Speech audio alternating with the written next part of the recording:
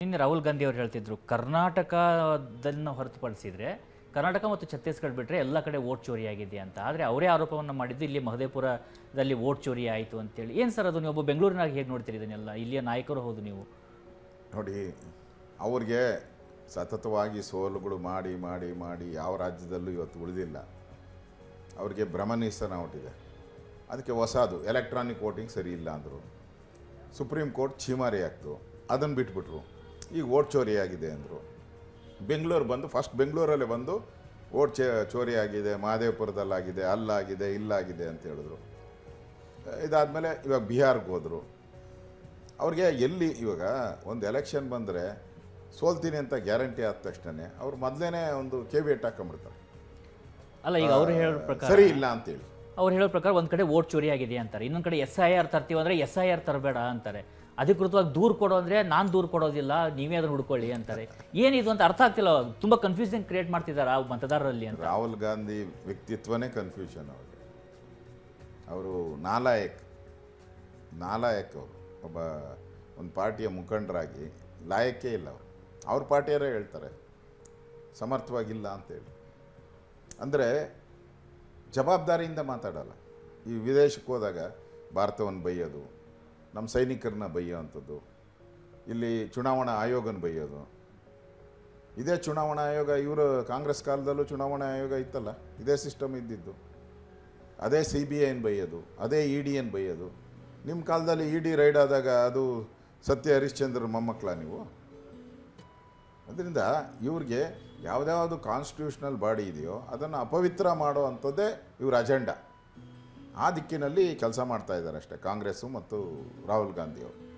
ನೀವು home minister ಕೂಡ ಆಗಿದ್ದಂಥವ್ರು.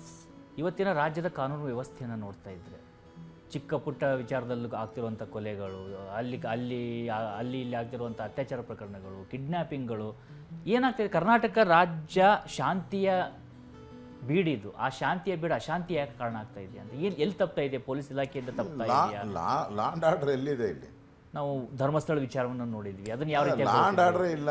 ಇಲ್ಲಿ ಬಿಟ್ಬಿಟ್ಟು ಯಾವುದು ವಿಚಾರನೂ ಕೇಳೋಕ್ಕೆ ಹೋಗೋ ಅವಶ್ಯಕತೆನೇ ಇಲ್ಲ. ನಮ್ಮ ಹೋಮ್ ಮಿನಿಸ್ಟರ್ ಹೇಳ್ತಾರೆ ನನಗೆ ಗೊತ್ತಿಲ್ಲ, ನೋಡ್ತೀನಿ, ಹೇಳ್ತೀನಿ, ಇದರಲ್ಲೇ ಆಗೋಟಿದೆ. ಇಡೀ ರಾಜ್ಯದಲ್ಲಿ ನಿಮ್ಗೆ ಕೊಲೆ ಸುಲ್ಲಿಗೆ ಇರ್ಬೋದು, ಬ್ಯಾಂಕ್ಗಳು ದರೋಡೆ, ಆಡಾಗಲೇ ಬ್ಯಾಂಕ್ಗಳು ದರೋಡೆ ಮಾಡ್ಕೊಂಡು ಹೋಗ್ತಾರೆ. ಏನು ಕೇಳೋದೇ ಇಲ್ಲ ಇಲ್ಲಿ.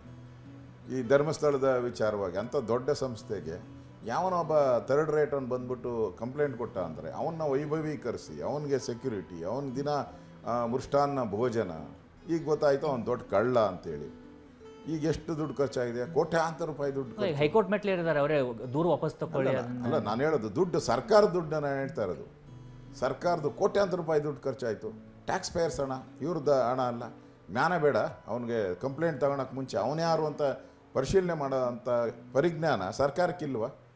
ಈ ನಗರ ನಕ್ಸಲ್ರು ಹೇಳಿದ್ರು ಅಂತ ಅದಕ್ಕೆ ಕೊಟ್ಟರು ಸಿದ್ದರಾಮಯ್ಯ.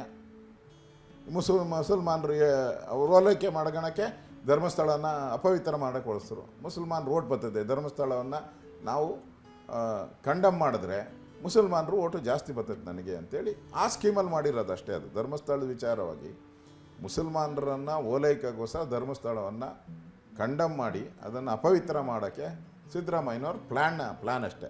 ಅದು ನಗರ ನಕ್ಸಲರು ಏನು ಹೇಳಿದ್ದಾರೆ ಅದ್ರ ಪ್ರಕಾರ ಮಾಡಿದ್ದಾರೆ ಸಿದ್ದರಾಮಯ್ಯ. ಸರ್, ನಾವು ಈ ತನಿಖೆ SIT ರಚನೆ ವಿಚಾರಕ್ಕೆ ಬಂದಾಗಲೂ ಕೂಡ ಒಂದು ಘಟನೆ ಆಯಿತು ಅವತ್ತು ಮುಖ್ಯಮಂತ್ರಿಗಳು ಹೇಳ್ತಾರೆ, ಅಂದರೆ ಇವತ್ತು ಮುಖ್ಯಮಂತ್ರಿಗಳು ಹೇಳಿದ್ದು ನಾನು ಯಾವುದೇ ಕಾರಣಕ್ಕೂ SIT ರಚನೆ ಮಾಡೋದಿಲ್ಲ ಅಂಥೇಳಿ. ನಾಳೆ ಬೆಳಗ್ಗೆ ಆಗ್ತಿದ್ದಂಗೆ ಸಡನ್ನಾಗಿ ರಚನೆ ಮಾಡಿಬಿಡ್ತಾರೆ. ಆ ಒಂದು 12 ಗಂಟೆ ಅವಧಿಯಲ್ಲಿ ಆಗಿದ್ದೇನು? ಯಾರೋ ಹೇಳ್ತಾರೆ ಅವರಿಗೆ ತಮಿಳುನಾಡಿಂದ ಕಾಲ್ ಬಂತು, ರಾಹುಲ್ ಗಾಂಧಿ ಆಫೀಸಿಂದ ಕಾಲ್ ಬಂದಿತ್ತು, ಅದಾದ ಮೇಲೆ ಈ ರೀತಿಯಾಗಿ ಅದನ್ನು SITಯನ್ನು ರಚನೆ ಮಾಡಿದರು ಅಂತೇಳಿ ನೀವು ಯಾವತ್ತಾದ್ರೂ ಅದನ್ನು ನೇರವಾಗಿ ಕೇಳೋದು ಪ್ರಯತ್ನ ಮಾಡಿ? ಹೌದು, ಕೇರಳ ಅಸೆಂಬ್ಲಿಯಲ್ಲಿ ಮಾತಾಡಿದ್ದಾರೆ. ಇದೆಲ್ಲ ಆದಮೇಲೆ ಕೇರಳ ಅಂದರೆ ರಾಹುಲ್ ಗಾಂಧಿ ಅವರ ಅಕ್ಕ ಪ್ರಿಯಾಂಕಾ ಗಾಂಧಿ, ಅಲ್ಲೇ ತಾನೇ ಅವರಿಬ್ಬರು MP ಆಗಿರೋದು. ಅಲ್ಲಿಂದನೇ ಬಂತು. ಅವ್ರ ಮಾತು ಕೇಳ್ಕೊಂಡು ಇಲ್ಲಿ ತನಿಖೆ ಕೊಟ್ಟರು. SIT ತನಿಖೆಗೆ ಕೊಡೋ ಅವಶ್ಯಕತೆ ಏನಿತ್ತು? ಇದಕ್ಕೆ ಎಷ್ಟು ದುಡ್ಡು ಖರ್ಚಾಗ್ತದೆ? ಈಗ 5-6 ಕೋಟಿ ದುಡ್ಡು ಖರ್ಚಾಗಿದೆಯಪ್ಪ. ಏನು ಬೇಕಾಗಿತ್ತು? ಒಂದು ಕೇಸ್ಗೋಸ್ಕರ 5-6 ಕೋಟಿ. ಅದು ಯಾವನೋ ಒಬ್ಬ ಅವನು ಕೆಲಸಕ್ಕೆ ಬರೆದವನು ಕಂಪ್ಲೇಂಟ್ದಾರ, ಅವನಿವತ್ತು ತಪ್ಪು ಒಪ್ಕೊಂಡಿದ್ದಾನೆ.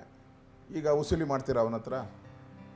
ಅವನ್ನ ಹರಾಜು ಹಾಕಿದ್ರು ಅಷ್ಟು ಉಸುಲಿ ಮಾಡೋಕ್ಕಾಗಲ್ಲ. ಅವನ ಹತ್ರ 10 ರೂಪಾಯಿ ಇಲ್ಲ. ಅವನ ಹತ್ರ ಅವನೇ ಲಂಚ ತಗೊಂಡು 1 ಲಕ್ಷ ರೂಪಾಯಿಗೋಸ್ಕರ ಇಷ್ಟೆಲ್ಲ ಮಾಡಿದೆ ಅಂತ ಹೇಳ್ತಾ ಇದ್ದಾನೆ ಅವನು. ಸರ್ಕಾರದ ದುಡ್ಡು ಹೋಯ್ತಲ್ಲ.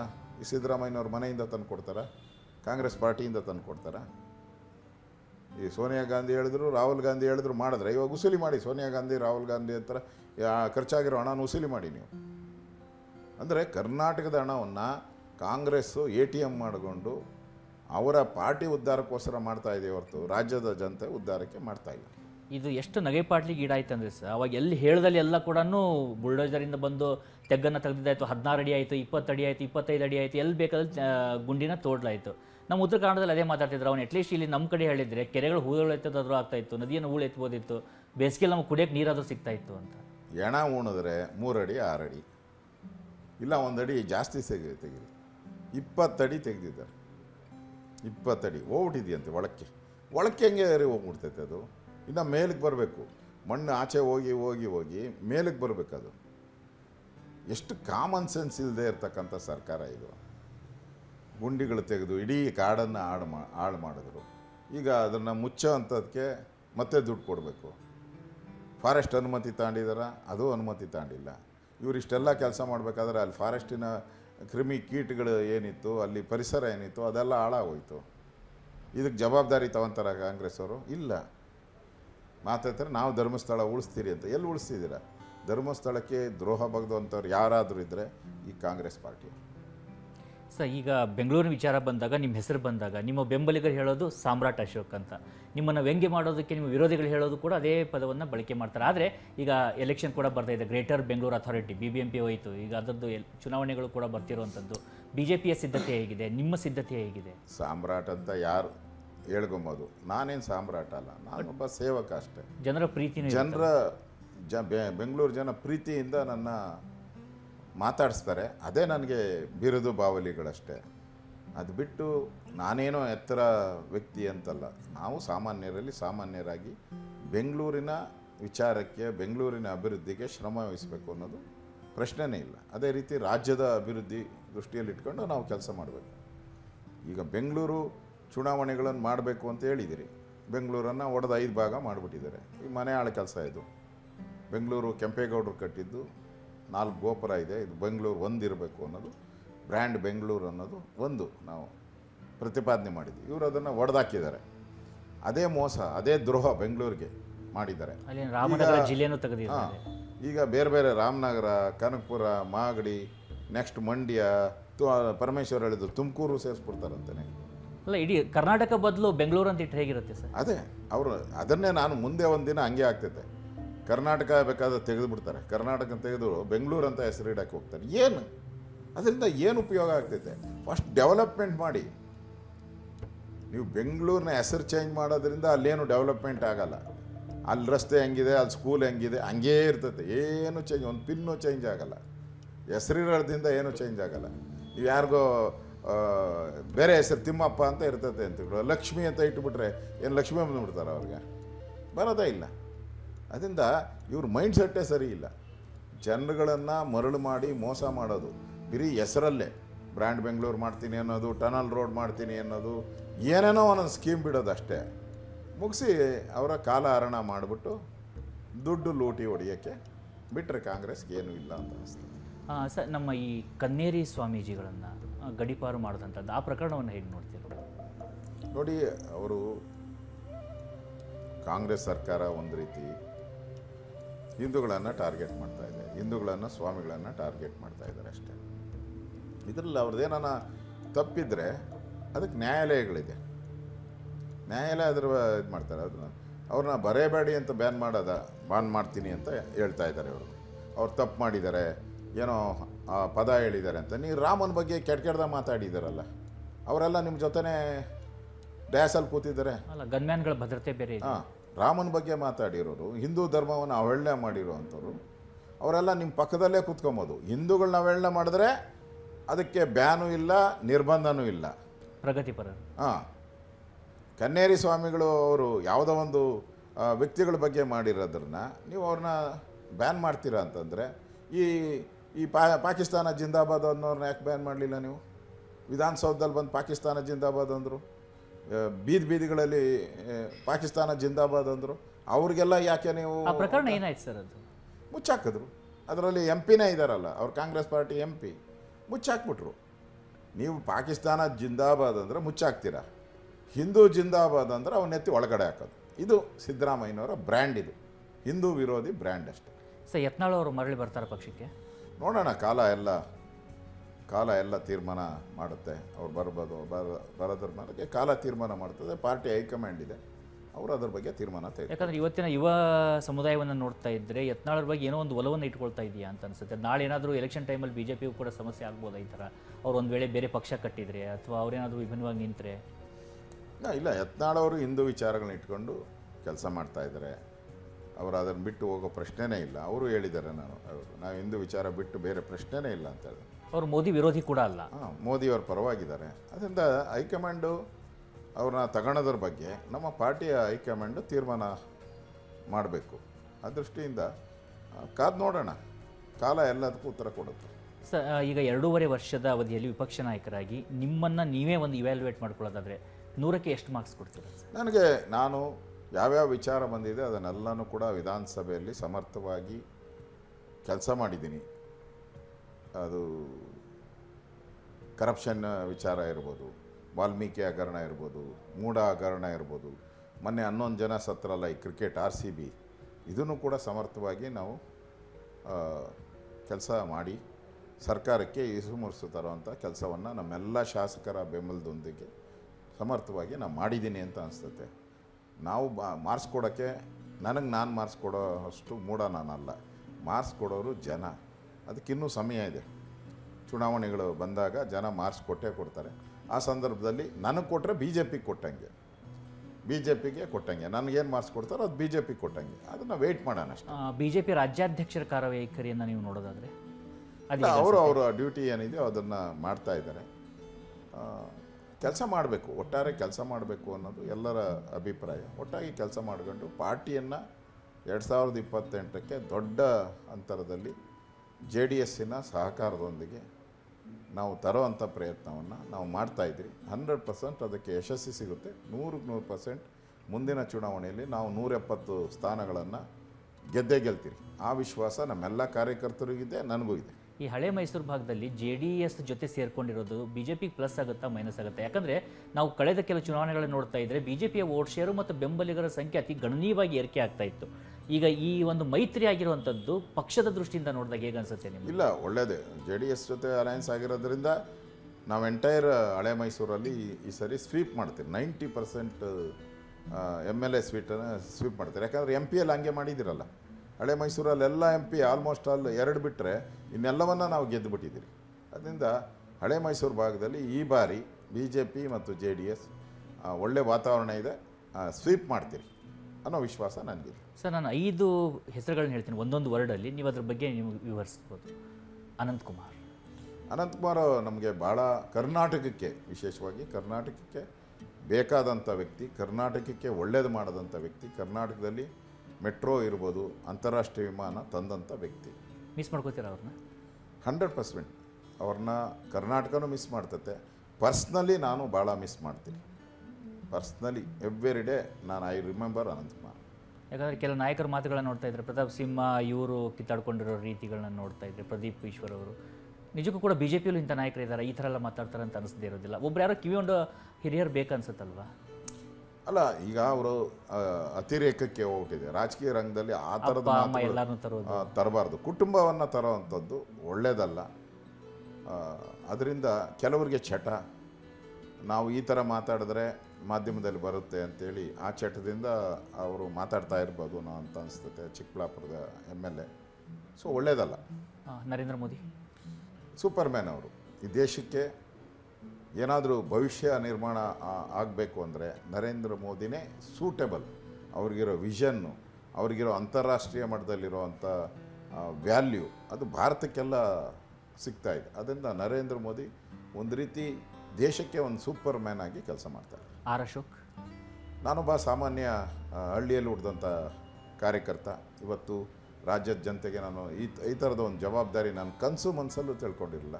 ಇಷ್ಟು ಎತ್ತರಕ್ಕೆ ನನ್ನ ರಾಜ್ಯದ ಜನ ಏರಿಸ್ತಾರೆ ಅಂತ ಅವ್ರಿಗೆ ನಾನು ಸೆಲ್ಯೂಟ್ ಮಾಡ್ತೀನಿ. ಅವರ ಆಶೀರ್ವಾದದಿಂದ ಇನ್ನಷ್ಟು ಎತ್ತರಕ್ಕೆ ಬೆಳೆಯುವಂಥ ಪ್ರಯತ್ನ ಮಾಡ್ತೀನಿ. ಪದ್ಮನಾಭನಗರ ನನಗೆ ಜೀವ ಕೊಟ್ಟಂಥದ್ದು.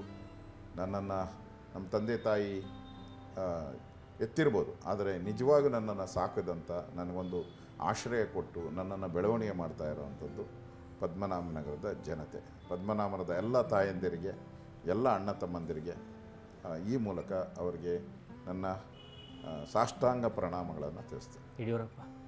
ಯಡಿಯೂರಪ್ಪ ರೈತ ನಾಯಕರು, ನಮ್ಮೆಲ್ಲರ ನಾಯಕರಾಗಿದ್ದಾರೆ. ಕರ್ನಾಟಕದಲ್ಲಿ ಸುತ್ತಿ ಪಾರ್ಟಿಯನ್ನು ಬೆಳೆಸಿದ್ದಾರೆ. ಅವರು ಕೂಡ ಒಳ್ಳೆಯ ನಾಯಕರು. ಸರ್, ನನ್ನ ಕೊನೆಯ ಪ್ರಶ್ನೆಗೆ ಬರ್ತಾ ಇದ್ದೀನಿ. ಇಷ್ಟೊತ್ತವರೆಗೂ ಸಾಕಷ್ಟು ವಿಚಾರಗಳ ಬಗ್ಗೆ ಮಾತನಾಡಿದ್ರಿ. ಇವೆಲ್ಲದರ ಮಧ್ಯದಲ್ಲಿ ಈ ಟಾಕ್ ಟಾನಿಕ್ನ ಮೂಲ ಉದ್ದೇಶನೇ ಜನರಿಗೆ ಒಂದು ಇನ್ಸ್ಪೈರ್ ಮಾಡಬೇಕನ್ನುವಂಥದ್ದು. ಯಾಕಂದರೆ ನಾವು ಸಾಕಷ್ಟು ನೆಗೆಟಿವಿಟಿನ ನೋಡ್ತೀವಿ. ನೆಗೆಟಿವಿಟಿ ಈಸಿಲಿ ಸೆಲ್ಸ್ ಅನ್ನುವಂಥದ್ದು ಕೂಡ ಗಮನಿಸ್ತಾ ಇರ್ತೀವಿ. ಹಾಗಿದ್ದಾಗ್ಯೂ ಇವತ್ತು ನೀವು ಒಬ್ಬ ವಿಪಕ್ಷ ನಾಯಕನಾಗಿ ಜನ ನಿಮ್ಮನ್ನು ನೋಡ್ತಾ ಇದ್ದಾರೆ. ಸಾಕಷ್ಟು ನೀವು ಅಧಿಕಾರವನ್ನು ತೆಗೆದುಕೊಂಡಿರುವಂಥವ್ರು. ಆದರೆ ಯಾವುದೋ ಒಬ್ಬ ಯುವಕ, ಯಾವುದೋ ಮೂಲೆಯಲ್ಲಿರುವಂಥವನು ರಾಜಕೀಯ ಅಂದರೆ ನಾನು ಬರೋದು ಬೇಡವಾ, ನನಗೆ ಅಧಿಕಾರಕ್ಕೋಸ್ಕರನೇ ಬರಬೇಕಾ ಅಥವಾ ಸಮಾಜಕ್ಕೋಸ್ಕರ ಬರಬೇಕಾ, ಸಾಕಷ್ಟು ಕನ್ಫ್ಯೂಷನ್ಸ್ ಇರ್ತವೆ. ಹೀಗಾಗಿ ಬರುವಂಥ ಯುವಕರಿಗೆ, ಯುವತಿಯರಿಗೆ ಏನು ಹೇಳೋದು ಬಯಸ್ತೀರಿ? ನೋಡಿ, ರಾಜ್ಯದ ಯಾರು ಪ್ರತಿಭಾನ್ವಿತರಿದ್ದಾರೆ, ವಿಷನ್ ಇರುವಂಥವ್ರು ರಾಜಕೀಯಕ್ಕೆ ಬರಬೇಕು. ರಾಜಕೀಯ ಬರ್ತಾ ಬರ್ತಾ ಮಲಿನದ ಕಡೆ ಹೋಗ್ತಾ ಇದೆ. ಇದು ಮತ್ತೆ ಸರಿದಾರಿಗೆ, ಯಾಕಂದರೆ ಹಿಂದೆ ಈ ಥರ ಇರಲಿಲ್ಲ. ನಮ್ಮ ಸ್ವಾತಂತ್ರ್ಯ ಬಂದಾದ ಮೇಲೆ ಅವತ್ತಿನ ರಾಜಕಾರಣಿಗಳು, ಅವರ ನಡೆ ನುಡಿ ಎಲ್ಲ ಇವತ್ತಿಗೂ ಮಾರ್ಗದರ್ಶನ. ಆ ಥರದ್ದು ಒಂದು ಚಾಪ್ಟರು ಮತ್ತೆ ಬರಬೇಕಾಗಿದೆ. ಈಗ ಮತ್ತೆ ಆ ಸ್ಥಿತಿಯಿಂದ ಮತ್ತೆ ಎತ್ತರಕ್ಕೆ ಹೋಗಬೇಕಾಗಿದೆ. ಎತ್ತರಕ್ಕೆ ಹೋಗಬೇಕಾದ್ರೆ ವಿದ್ಯಾವಂತರು, ಅದರಲ್ಲೂ ವಿಷನ್ ಇರುವಂಥವ್ರು, ಜನರ ಸೇವೆ ಮಾಡುವಂಥ ಯುವಕರೇನಿದ್ದಾರೆ ಅವರ ಅವಶ್ಯಕತೆ 100% ಇದೆ. ಆ ಥರ ವ್ಯಕ್ತಿಗಳು ಬಂದರೆ ನಿಜಕ್ಕೂ ಈ ರಾಜಕೀಯ ರಂಗ ಶುದ್ಧಿ ಆಗುತ್ತೆ. ಅದರಿಂದ ನಾನು ಎಲ್ಲ ಯುವಕರಿಗೂ ವಿನಂತಿ ಮಾಡ್ತೀನಿ, ಆ ಥರ ವಿಷನ್ ಇರೋರು. ಈಗ ಡಾಕ್ಟ್ರ್ ಆಗ್ತಾನೆ ಅಂದರೆ ನಾನು ಸೇವೆ ಮಾಡೋ ವಿಷನ್ ಇರಬೇಕು ಅವನು. ಹಾಗೆ ಈ ರಾಜಕಾರಣಿಯಾಗಿ ಬದಲಾವಣೆಯನ್ನು ತರ್ತೀನಿ ನಾನು ಅನ್ನೋ ಒಂದು ಸಂಕಲ್ಪ ಇಟ್ಕೊಂಡು ಬರೋವಂಥ ಎಲ್ಲ ಯುವಕರಿಗೆ ತಮ್ಮ ಮೂಲಕ ನಾನು ಸ್ವಾಗತವನ್ನು ಮಾಡ್ತಾಯಿದ್ದೀನಿ. ಇವತ್ತು ಯಾವುದೇ ಸಂಬಂಧದಲ್ಲಿ ನೋಡಿದರೆ ನಂಗೆ ಸಮಯ ಕೊಡ್ತಿಲ್ಲ ಅನ್ನೋಂಥ ಒಂದು ಆರೋಪ ಮಾಡ್ತಾರೆ. ಸಾಕಷ್ಟು ನಾವು ಈ ಅಂದರೆ ಪತಿ ಪತ್ನಿಯರು ಬೇರೆ ಆಗ್ತಿರೋಂಥ ವಿಚಾರ ಯಾವುದೇ ತೆಗೆದುಕೊಂಡ್ರೆ ಅಲ್ಲಿ ಸಮಯದ ಅಭಾವ ಅನ್ನೋದು ಬರುತ್ತೆ. ಆದರೆ ನಿಮ್ಮ ಈ ಯಶಸ್ಸಿನ ಹಿಂದೆ ನಿಮ್ಮ ಕುಟುಂಬದ ತ್ಯಾಗ ಕೂಡ ತುಂಬ ದೊಡ್ಡದಾಗಿರುತ್ತೆ. ನಿಮಗೆ ಬೇಕಂದಾಗ ನೀವು ಸಿಗೋದಿಲ್ಲ. ನಿಮ್ಮ ಮಕ್ಕಳು ಅಲ್ಲಿ ಏನೋ ಒಂದು ಸರ್ಟಿಫಿಕೇಷನ್ ಇರುತ್ತೆ ಅಥವಾ ಎಕ್ಸಾಮ್ ಇರುತ್ತೆ, ಪೇರೆಂಟ್ಸ್ ಮೀಟ್ ಇರುತ್ತೆ, ಬಾ ಅಂದರೆ ನಿಮಗೆ ಹೋಗೋದಕ್ಕಾಗೋದಿಲ್ಲ. ನಿಮ್ಮ ಪತ್ನಿ ಆ ಕೆಲಸವನ್ನು ಮಾಡಬೇಕಾಗುತ್ತೆ. ಹೀಗಾಗಿ ಏನು ಹೇಳೋದಕ್ಕೆ ಬಯಸ್ತೀರಿ ನಿಮ್ಮ ಪತ್ನಿಗೆ, ನಿಮ್ಮ ಕುಟುಂಬಕ್ಕೆ, ನಿಮ್ಮ ಈ ಯಶಸ್ಸಿಗೆ ಕಾರಣ ಆಗಿರೋದು ಅವರ ಪಾತ್ರದ ಬಗ್ಗೆ? ನಾನು ಭಾಳ ಮಿಸ್ ಮಾಡಿದ್ದೀನಿ ಆ ಥರದ ವಿಚಾರಗಳನ್ನು. ಮಕ್ಕಳ ವಿಚಾರ ಇರ್ಬೋದು, ನನ್ನ ಶ್ರೀಮತಿಯವರು, ನಮ್ಮ ತಾಯಿ, ಇವರವೆಲ್ಲ ವಿಚಾರದಲ್ಲಿ ಭಾಳಷ್ಟು ಸಮಯಗಳನ್ನು ನಾನು ಕೊಡಬೇಕಾಗಿತ್ತು, ಕೊಡೋಕ್ಕೆ ಆಗಲಿಲ್ಲ. ಅದಕ್ಕೆ ಬೇರೆ ಬೇರೆ ಕಾರಣಗಳು ಇದೆ.